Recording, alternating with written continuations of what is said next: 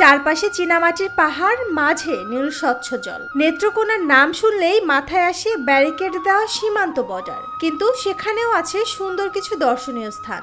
এর মধ্যে অন্যতম হলো বিরিশিরি। বিরিশিরির এখানে প্রকৃতি আপন বৈচিত্র্যে নিজেকে মেলে ধরেছে নিঃসন্দেহে অনন্য রূপে। নেত্রকোনার দুর্গাপুরে অবস্থিত বিরিশিরি হলো পাহাড়, নদী, লেকের এক অপূর্ব মিলনস্থল। বিজয়পুরে চীনামাটির পাহাড়ের গায়ে সৃষ্ট হওয়া হ্রদগুলো স্বচ্ছ ফিরোজা রঙের পানি যেন চোখকে বিমোহিত করে। সূর্যের আলোয় সেই পানির রং আরো দীপ্তিময় হয়ে ওঠে। নীল আর সবুজের মায়াবী মিশেলে যেন এক জাদুকারী আবেশ।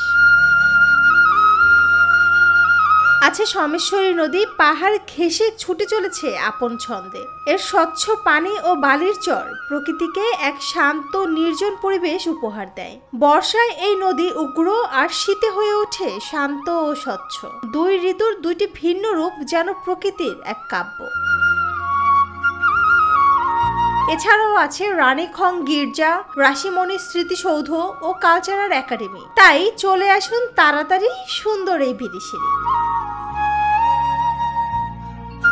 নুসরাত জাহান শম্পা, নিরপেক্ষ নিউজ ডেস্ক।